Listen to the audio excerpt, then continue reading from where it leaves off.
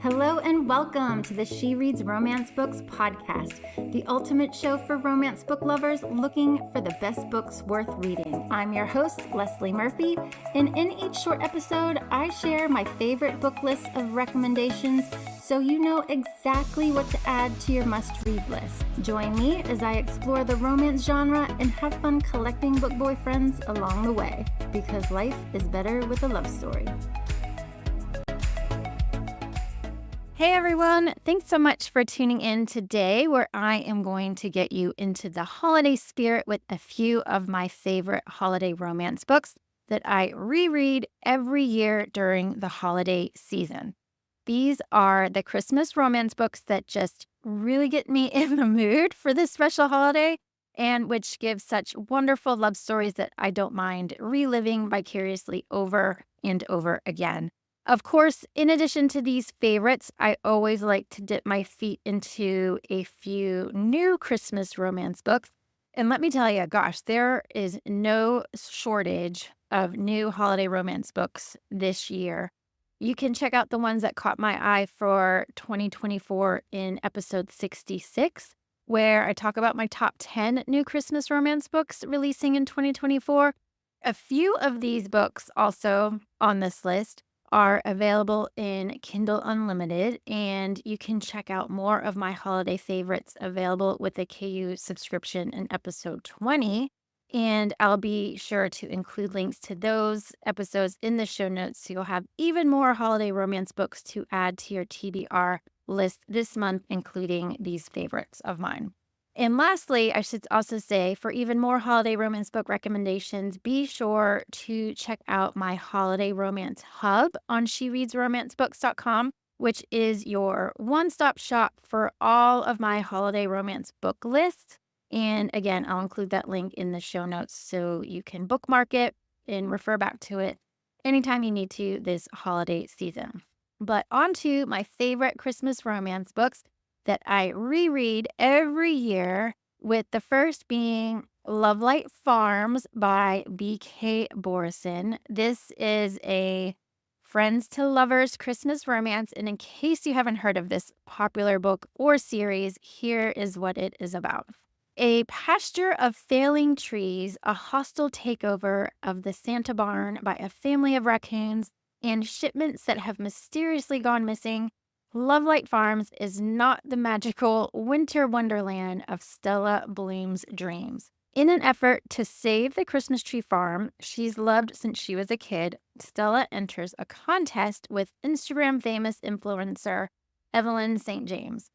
With the added publicity and the $100,000 cash prize, Stella might just be able to save the farm from its financial woes. There's just one problem. To make the farm seem like a romantic destination for the holidays, she lied on her application and said she owns Lovelight Farms with her boyfriend. Only there is no boyfriend. Enter best friend Luca Peters. He just stopped by for some hot chocolate and somehow got a farm and a serious girlfriend in the process. But fake dating his best friend might be the best Christmas present he's ever received. So this Christmas romance book, and honestly the entire Lovelight Farm series, is just super adorable and should be read by everyone at least once, no matter, honestly, the time of year. It is about a Christmas tree farm, but beyond that, there isn't really too much holiday focus. So that could be a positive or maybe a negative for you, but a positive in that you can really read it, as I said, any time of year.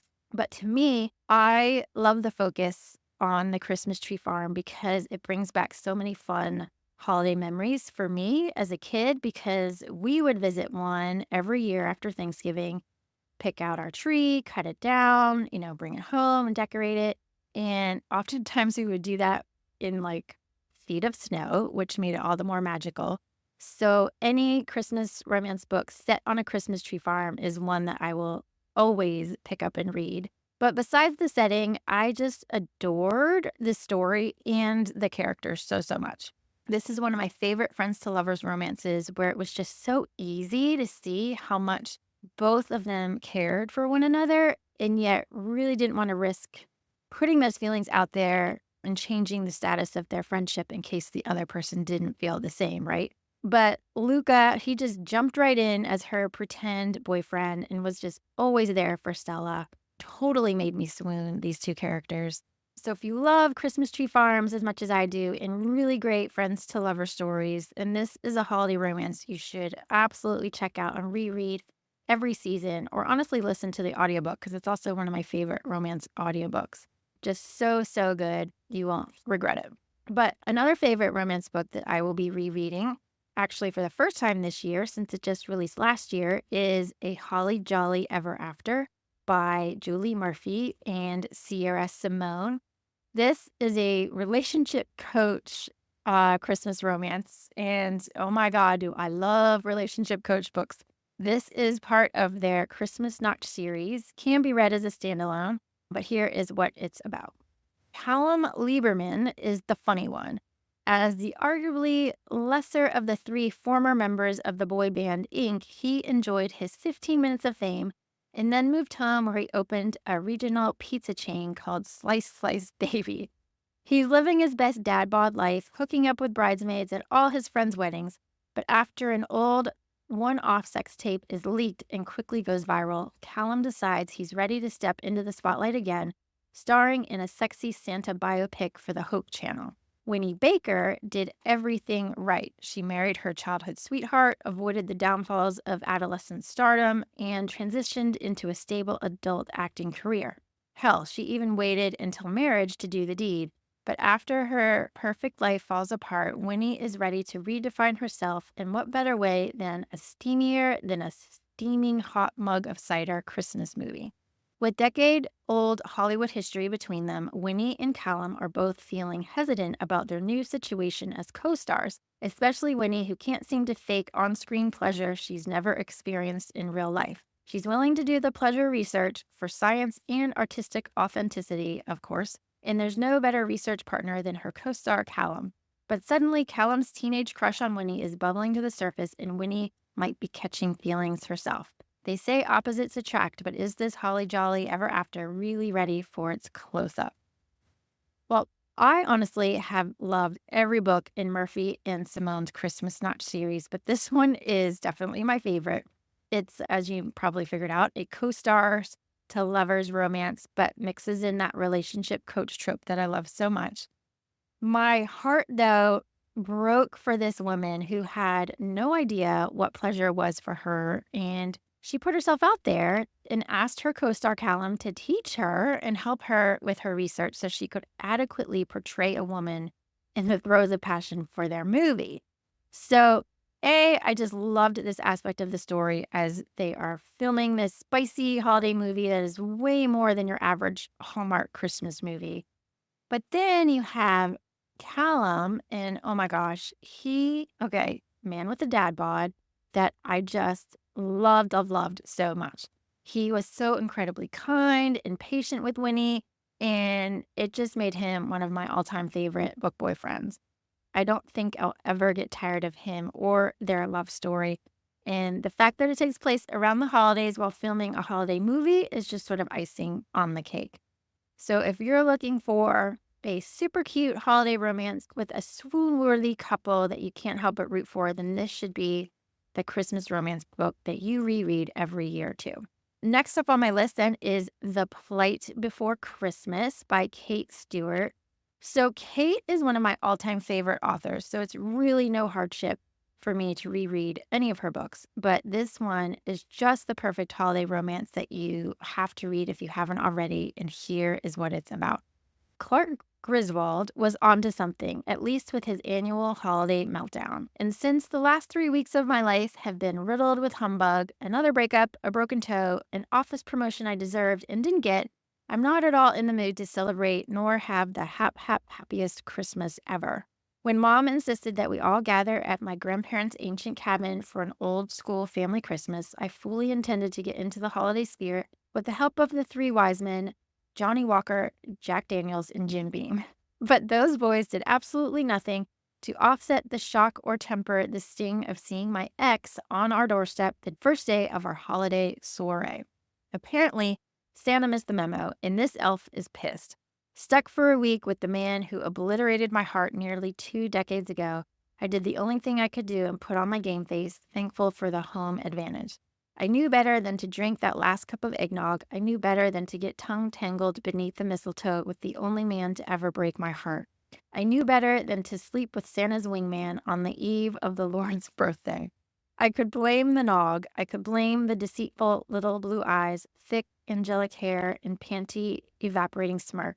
But mostly I blame Eli because he always knew exactly which of my buttons to push. I foolishly thought a family filled Christmas with nostalgia was going to turn my inner Scrooge around, but this year's festivities went up in flames. Leave it to the ghost of my Christmas past to be the one to light the match. Fa la la, fuck my life. That is like the best book summary I think I've read for a holiday romance book. So, as you can tell, it's a second chance romance with a bit of forced proximity action, and it just had me laughing and crying and swooning all throughout the book. I loved how Eli crashes her family Christmas and it makes them revisit their past and how their relationship imploded. It actually broke my heart discovering the reason why he ghosted her, and the tears were flowing buckets at that point. But I will gladly put my heart through the heartache again this holiday season and everyone after because Kate, of course, patches it right up again. But even though I love Whitney and Eli, let me just say that the Collins family is so wonderful in this story. Kate made me love them so much, and she made them so completely real. Like they were kind of like my own family with similar struggles and a love that just runs really deep. They were stars of this Christmas romance all on their own. So if you liked the Griswolds in National Lampoon's Christmas Vacation, this is reason enough to check out this book just for the Collins family. Plus, I would say this one is all about the Christmas holiday, their traditions, decorating, celebrating the holiday. So it's not just a mention, but definitely part of the setting of the story. It's a must read in my book, available on Kindle Unlimited. So, really, no excuses if you haven't read it or haven't thought to reread it this year. Okay, my next favorite Christmas romance book that you absolutely have to read, and that is also available in Kindle Unlimited, is A Very Bossy Christmas by Kaylee Loring. I feel like I talk about this book all the time around the holidays because I just love it so much. This is one of my favorite office romance books between the boss and assistant. And here is what it's about. What's the actual last thing you'd ever want your executive assistant to see you doing the morning after you had hot, drunk, angry sex with her in a terrible hotel room? Dancing around your terrible hotel room to come and get your love like Star-Lord in Guardians of the Galaxy, naked? Yeah, me too. And yet, here we are. This isn't even the most unprofessional thing that's happened between us in the past couple of weeks. The first was when I agreed to let her have Christmas Day off, but only if she goes with me to 3 family gatherings as my fake girlfriend. The second was when she caught me belting out a Christmas song on stage in the awful hotel bar. The third was the hot, drunk, angry sex that followed, but I do not regret it. And she hasn't even found out the real reason I need her by my side this holiday season. I need to pull it together before I do the dumbest, most unprofessional thing of all and fall head over heels in love with the only assistant who's lasted more than a month at the job and claims to hate me and my moods more than she hates eggnog. And I've seen how much she hates eggnog. So this book made Kaylee Loring a one-click author for me because I just loved the banter that she writes between her characters. She makes me laugh so hard sometimes, and her steamy scenes are pretty awesome too. So this book really has it all. The focus is definitely on the Christmas holiday, where Declan pretty much blackmails Maddie into being his plus one at these family holiday functions so he doesn't have to go alone and so he can get his family off his back. The real reason, though, why he wants to bring someone was such a tearjerker and made me understand this sort of grump in a whole new light. You know how much I love enemies to lovers stories too, and this definitely falls into the category because Maddie cannot stand Declan, but that just kind of makes their chemistry sizzle and it's really off the charts. Plus, it leads to some really hot hate sex, so there's that too. This, as I said, is one of my favorite Christmas romance books with amazing banter and bickering, hilarious Irish Italian family members, and an alpha male with a hidden heart of gold. It's awesome. Highly, highly recommend it. And lastly, another Christmas romance book that I love to reread every holiday is a novella, which you can find on my updated list of best Christmas novella series on She Reads Romance Books. As a novella, it's less than 200 pages. There is no excuse not to find the time to fit this into your schedule, even as a busy one this holiday season, especially if you're just looking for a really great story to get you into the mood. It is called Santa Baby Maybe by S. Doyle, and it is another office romance. And here is what it's about. I'm the head ornament designer at Kane Co., which is a job you can actually have if you're willing to work with uptight, impossible Chief Financial Officer W.B. Darling, who unfortunately happens to be incredibly gorgeous. My holiday season with WB, here it goes. 5 blind dates with other women because he's looking for someone entirely different from a free spirit artist. 4 incredibly sweet moments because when we're together, things are just so easy between us. 3 jerk face statements because the second I think we're getting closer, he pushes me away. 2 incredible kisses, and because sometimes kissing isn't enough, it leads to, well, more than kissing. 1 baby maybe. As the blurb mentions, so Joy is this head ornament designer at the Christmas decoration company Kane Co. And as an artist, it's her dream job. But unfortunately, it means having to work with the uptight CFO, WB. He completely rubs her the wrong way and is even going on these blind dates to find a wife. But of course, they end up hanging out together and then they end up kissing. And it's just like perfection in this short novella. Joy and WB, as you can imagine, are total opposites, yet they really completely work together. I loved how WB sort of holds himself to such high standards, which kind of makes him come across as uptight and aloof, but he's really just this guy looking for love.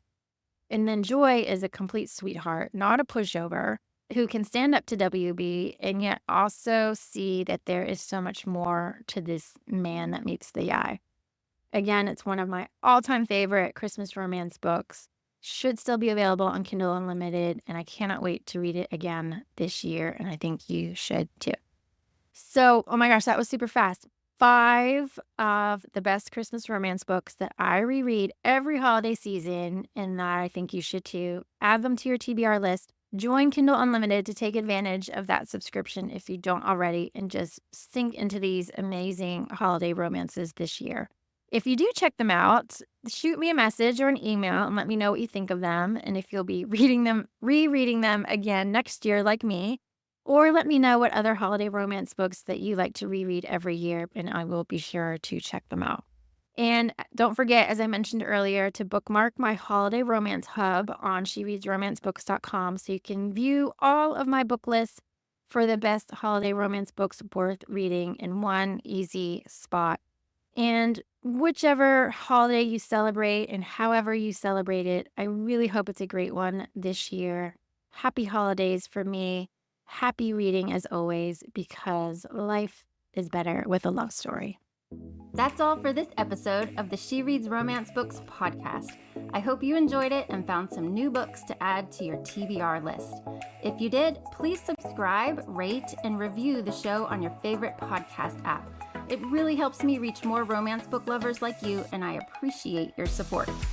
If you're a book boyfriend collector like me, then you'll want to join my email list so you never miss a podcast episode or a new book list. Just visit shereadsromancebooks.com/join and sign up today. As a thank you, I'll instantly send you my list of top 10 book boyfriends that will make you swoon. Trust me, you don't want to miss this list. Thank you for listening, and until next time, happy reading.